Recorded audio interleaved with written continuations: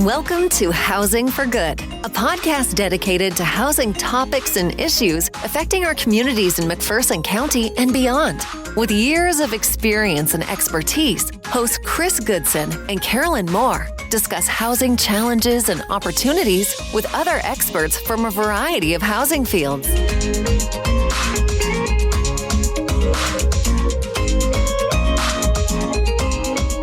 Hello, and welcome to this week's episode of Housing for Good. I'm Karolyn. And I'm Chris.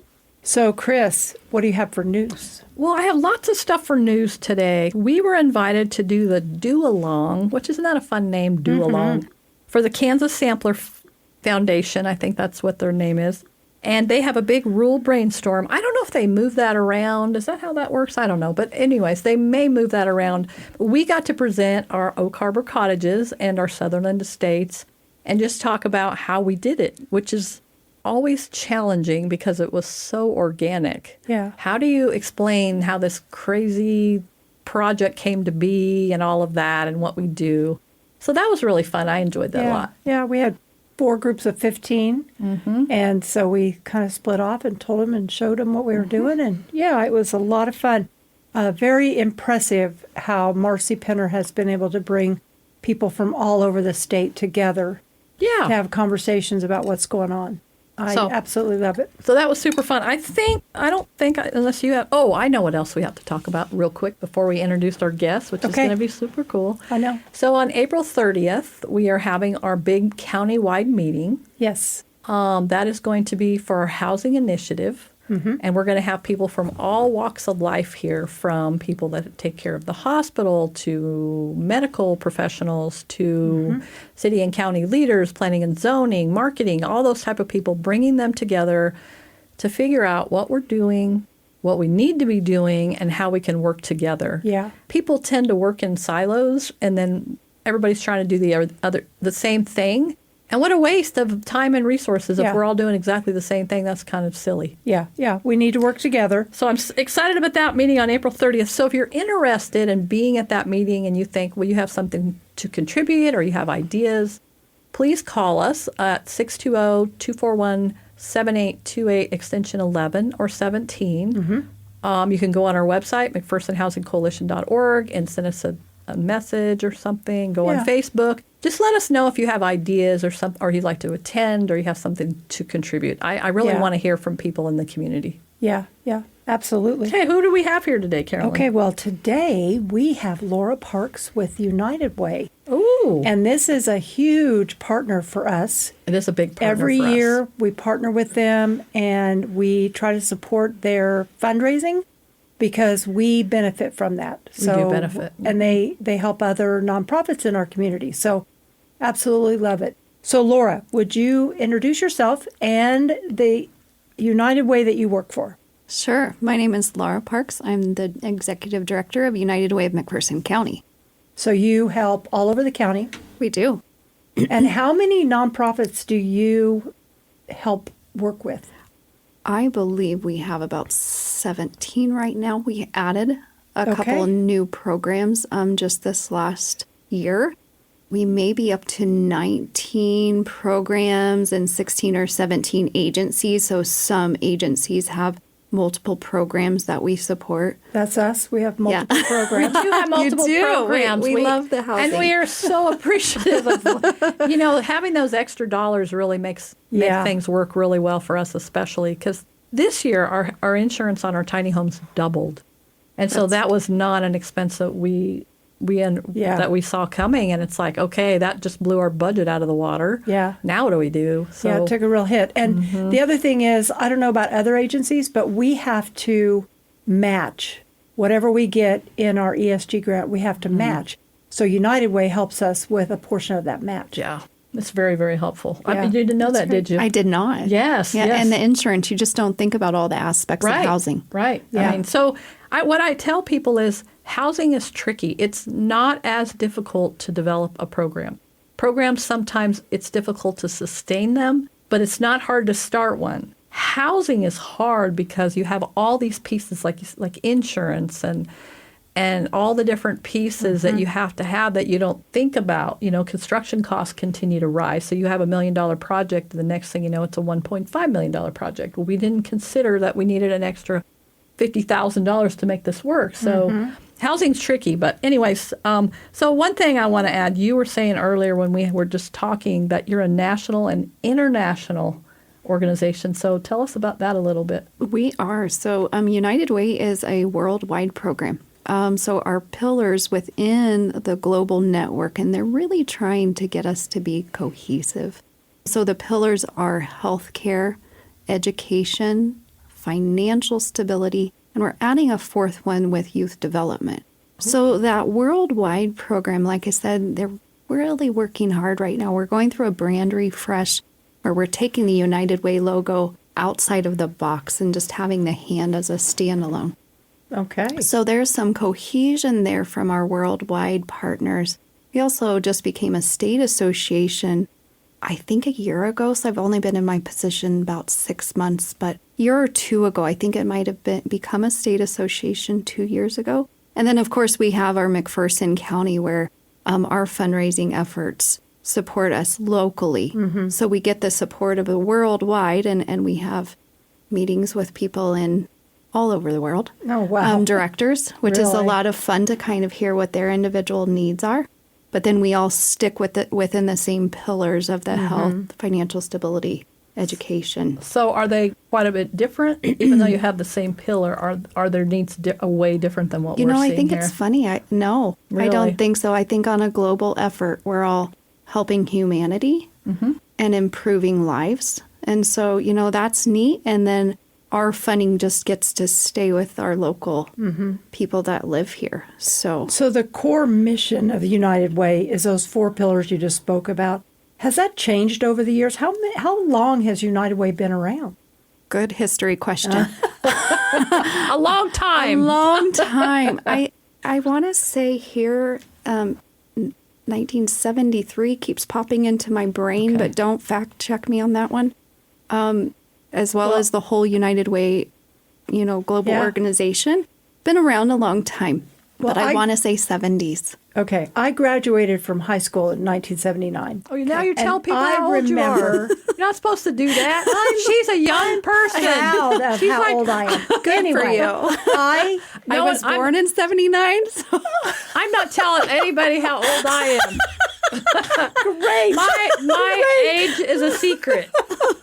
Well, back to the point.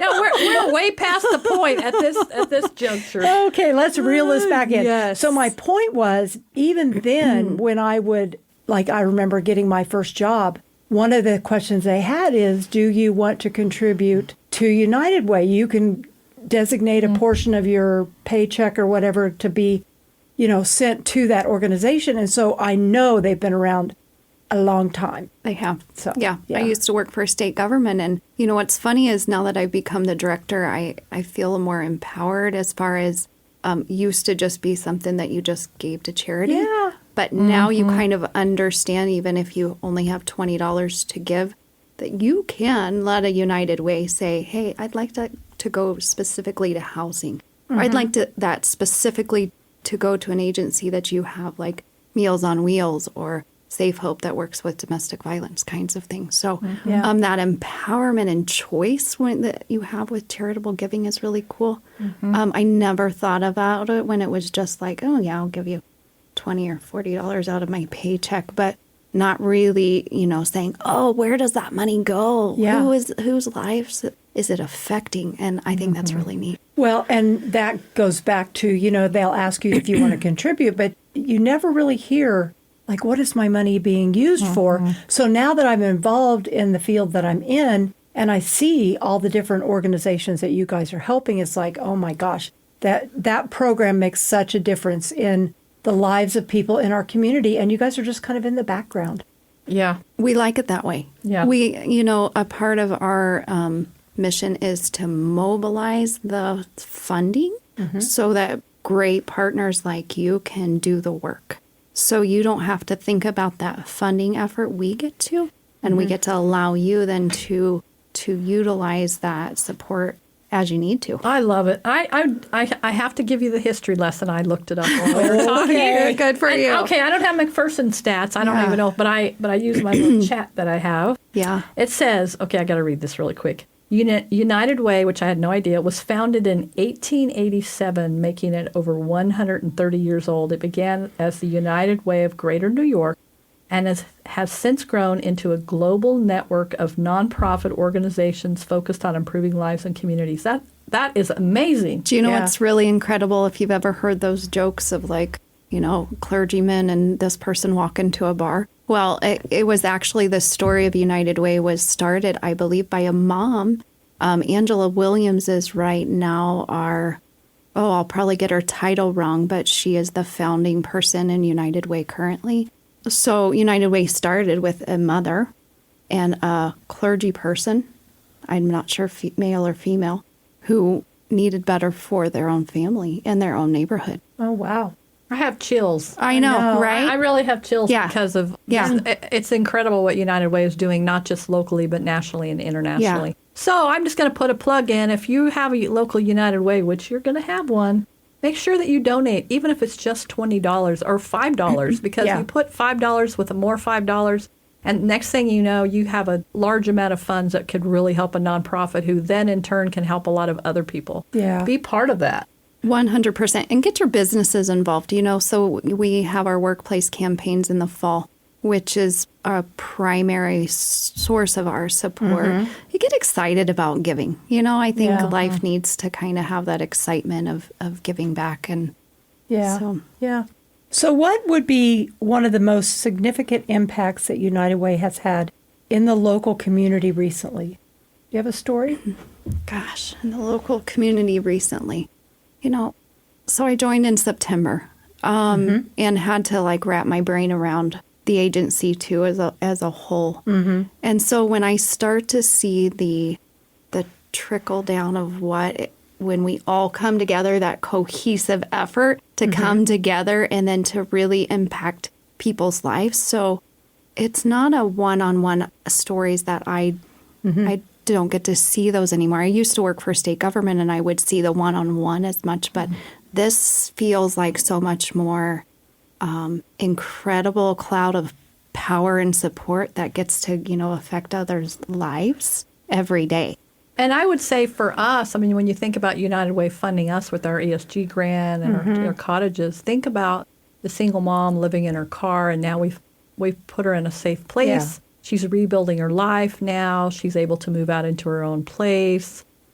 Those are all because of the United Way. Not 100%, but a large portion of that is because we have that funding, and then it allows us then to be able to help that mom or those kids or the dad or whoever it is that's really struggling and have no place to go, safe place to go with their kids. Yeah. So that's your story now. You can just tell that if you like, because that's the truth. Absolutely. Well, I will share a very kind of personal story. Wow, this is not what I planned on going towards, but United Way also supports Meals on Wheels, which is, with the housing. And my late father-in-law passed away in 2008, and, we were able to provide the meal support. So, housing, meals, if you have someone in special education, all those programs that we get to impact, even if it's in a small way, it becomes a big way when we're all giving.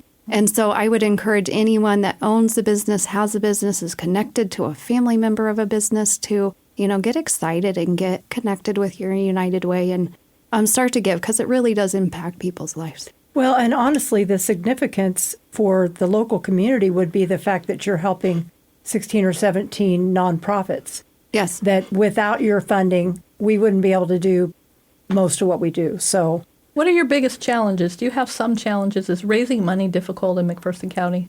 It can be. It can be. Not everybody understands where, it's, God, I worked really hard for my money, so why would I want to give it away? I know how that feels, and I work really hard for a paycheck, so why would I want it to give it away? Yeah. But at the same time, you only improve your own neighborhood, right? You only improve your own community programs. Yeah. Your own people that live around you. So, we all should want that, I think. And providing meals for seniors so they can stay in their homes. And all of that helps everybody. Absolutely. And we do have some seniors that meal that's brought to them daily could be the only real meal they get the entire day. Yeah. So. And then some of the things you do with children and the exercising and the activities and all of that benefits everybody if we have good programs for kids in our community and everybody's child gets to participate. Absolutely. We have our triathlon July 26th of 2025. So quick little plug for that. Again, that's the health. So little ones from 5 years old to if you're 85, you can come and do the triathlon. Hey, did you participate in that, Karolyn? Did you ever do that? The summer I lost my mind. I did 3 triathlons. I don't think that was one of them. You must have lost your mind. Oh, I did, yes. It will forever be known as multiple times. The summer I lost my mind. Were you bored or something? I don't know that I'm ever. I'll tell you about it later. I can hardly wait to hear this story. Sorry, listeners, it's not for public hearing.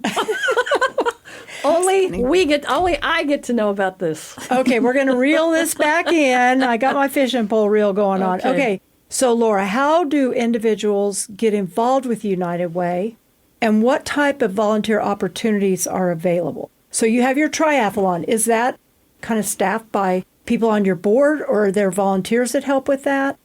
Both. Okay. All. So as far as getting involved with United Way, you can call the office. We're located here in McPherson at the Chamber on Main Street, 306 North Main. What's your phone number? 620-241-5152. Okay. You can call. You can also text that number. So that's kind of neat. If you're not a phone call person, you can text me. What about website? Do you have a website? We do. What is that? www.uwmc@unitedwaymcpherson.org. Okay, so there you go. No excuses. Yeah, you have no excuses for not getting a hold of the United Way. Absolutely. So I want to know what are the key goals for United Way in the upcoming years. Have you guys, so you're rebranding the United Way. We are. What is happening locally with that rebranding, or is it changing what you're doing, or what is that? Not yet. It's not it. That was just out of the box. So you guys are new to that, except for the board. So, I'm taking I'm taking classes. Really? On our rebranding. Okay. Which is pretty neat because they want the cohesion of that logo to be understood before we let it go. Although I just did. That's okay. That's okay. Yeah. But it's taking the logo, like I had said, out of the box and allowing people to see the visual. It's really a visual concept. We're taking things out of a box and just being human beings. Yeah. And helping. Okay. So.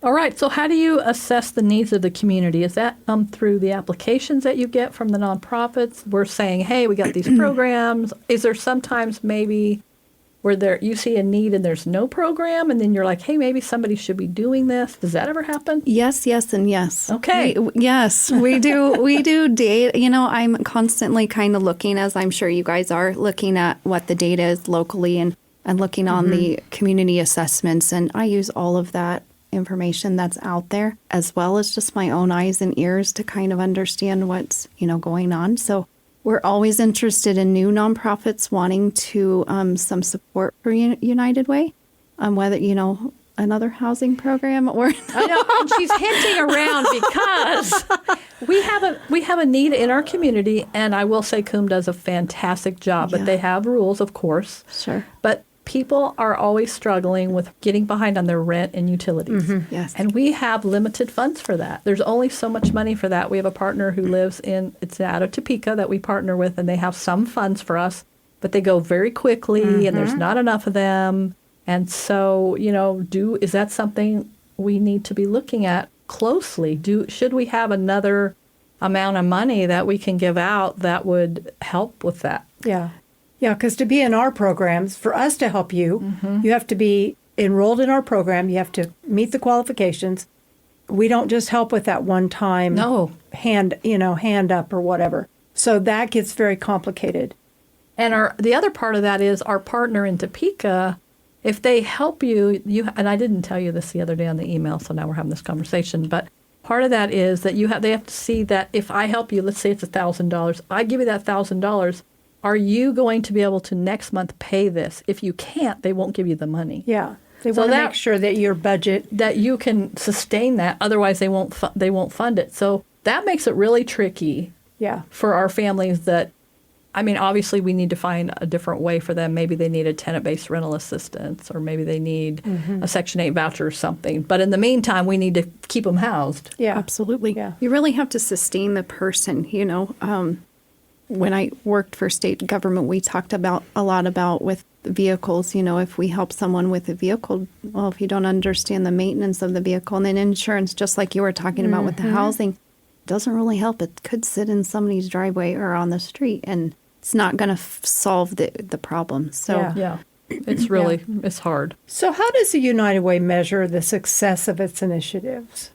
Do you have a standard that you look at? By all of our partners. We go back into the reporting data of the people that our partner agencies are impacting. So we're looking for, outcome data-based reports, both just kind of, verbal reports, and then also those data-driven. So anytime we have an impact from our partner agencies that you can supply us with, so that we can then communicate that out to the community at large. Yeah. Okay. So we kind of rely on that data, again, of our partner agencies to help us gather, communicate that out. Of course, I'm always looking at the data, but that's a big piece. So where does the data come from? I know you've talked about that a couple different times. Were you just talking to people? Is it usually like your outcome with the housing? If you can tell us that you've housed 90 people or 10 people, so we utilize that feedback coming back to the United Way, to say how it's impacting things. So not only the Housing Coalition, but all of our partners, and then looking at that for the next year. To see, kind of where the funding goes. So when you're filling out an application, then that information is so much more important than we even understand, because you're using it to make decisions, you're using it to see the need. And, we've talked about this before. Sometimes I think we underreport, not intentionally, but we underreport sometimes. Sure. We've caught ourselves doing that. We're like, wait a minute. Yes, we did this, but we also did this, this, this, and this, and we're not considering that as part of that number. The more that I can go to a business and tell them the Housing Coalition has impacted this many lives when I'm going to present United Way, or not just the housing, any of our partners, our community, our business partners love to hear that. And then it allows them to connect the dots as far as where is my contribution going to go. Yeah. So if I, as the director, can have those numbers, that impact statements, to again go to our business partners as we're setting up workplace campaigns, or just in conversation. So yeah, we do rely on our partner reports during that application period to kind of say, hey, we've gotten 115 people in housing, or, we've saved 3 people from a domestic violence relationship, or, whatever it might be. We do rely on those reports, not to be like stringent, or, we opened up the whole demographics this last year because we did not want it to be a hardship in the application, but we really, so we opened it up for ease of the application. But some of that diversifying revenue has been a big thing with United Way Worldwide, making sure that it's not just impacting me and my concerns or me and my family, but also impacting the concerns of a person who maybe grew up in another country but lives here in McPherson County. And so their concerns might be a little bit different from mine.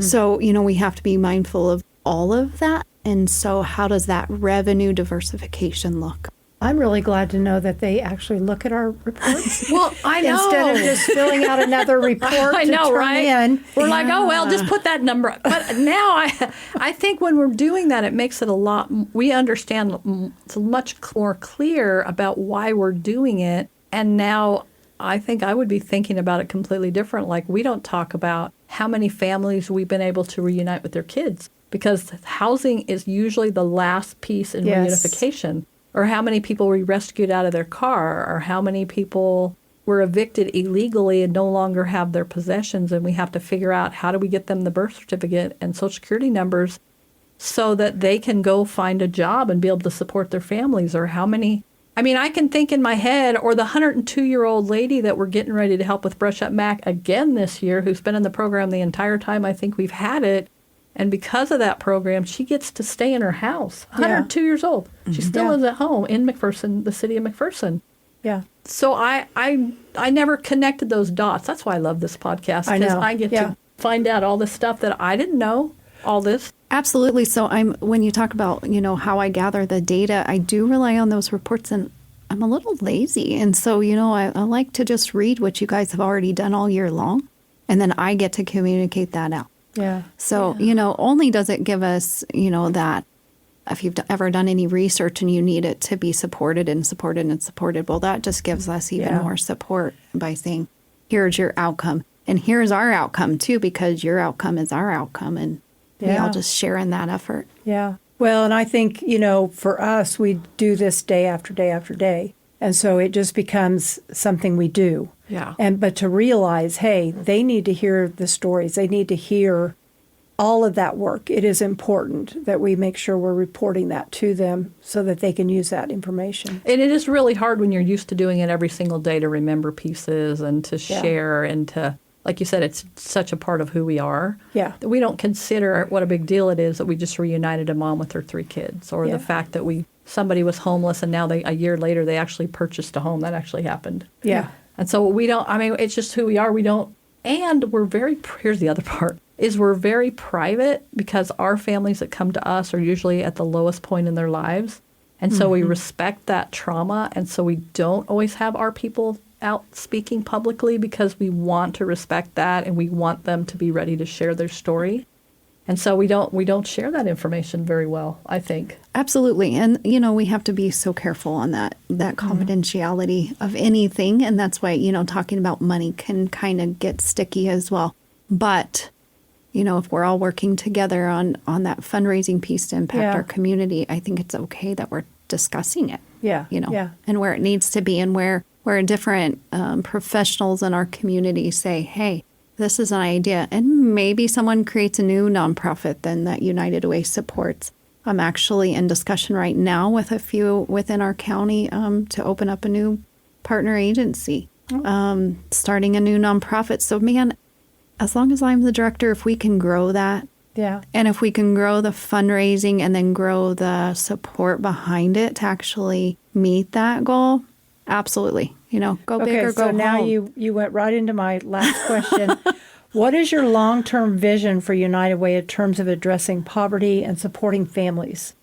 Here's a way to look at it. If you had all the money in the world, how much would you want, and what could you do with it? So, I don't know if you've ever heard anything from Jordan Peterson, but I heard him say once that if you give someone who's in active addiction $1,000, they could be dead in a ditch the next week, because it's really not about the money. So it's about, supporting our people and then understanding how the money can grow that even bigger. So I came from an employment, background. And so mine is really supporting people's skill bases, and understanding. So I guess that education piece of how to grab the resources that you need for yourself and to share those out. So a part of United Way is making sure that we're sharing resources and helping people to know where you find people, like the Housing Coalition. If you need it, kind of that empowerment piece. So, and then, like I said, as far as growing United Way, I would love it if we could add more and more partners and actually get our community then to support that on even bigger picture. Go big or go home. I want to dream really big. We're going to do an uncharitable event screening, I hope, maybe with the library.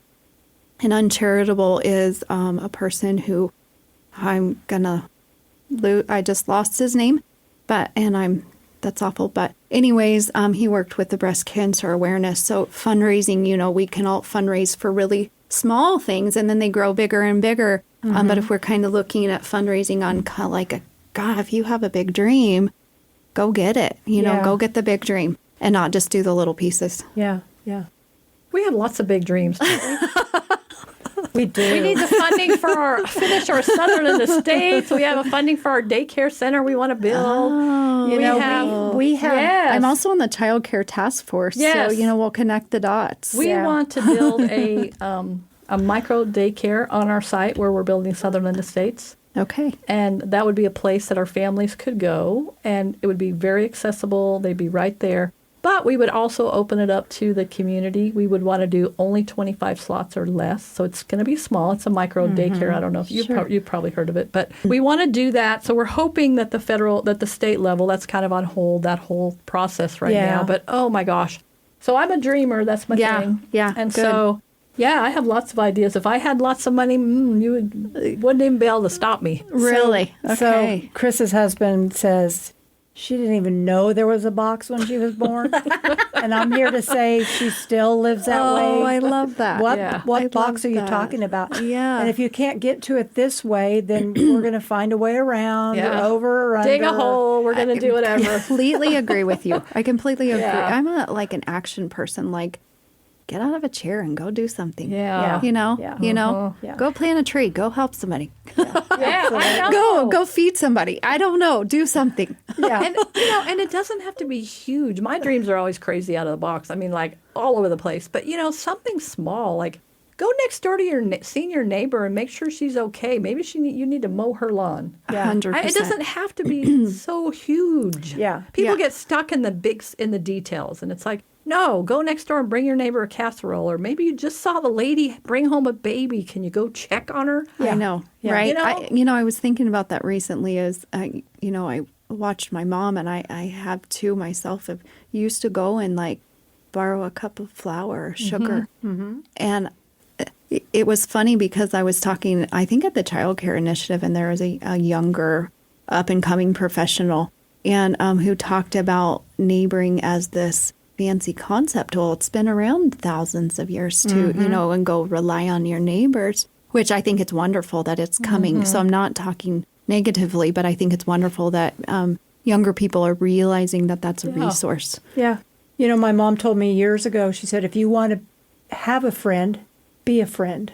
100%. So if you want to have a neighbor, be a neighbor and get to know the people that live around you. And In my neighborhood, we watch out for each other.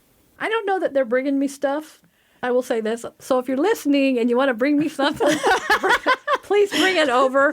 But as far as if somebody's going to be gone, we tell everybody, hey, I'm gone. Yeah. If a moving van pulls up in my driveway, please call the police. Right. So if I have a technician coming over, it's okay. Yes, It's okay. They're not dangerous. Yeah, we do. We do look out for each other like that in my neighborhood. Like I said, they're not bringing me snacks or cookies, which, like I said, I'm totally open to it. But I do think that we do, and I think McPherson does for the most part too within the neighborhoods. I think we do kind of look out for one another. I love our community. So Yeah. So if you would be interested, or you know of somebody who'd be interested in being on Housing for Good, drop us a line. Let us know what your thoughts are. Give us a review, good or bad. We want to hear from you. You can leave that review at housingforgood@mcphersonhc.org. And I want to thank you, Laura, for being here today. Great and podcast. United Way is a great neighbor to all and partner to all of the nonprofits in McPherson County. And thank you for the work. And have a great day. This has been fun. Thank you. You're welcome.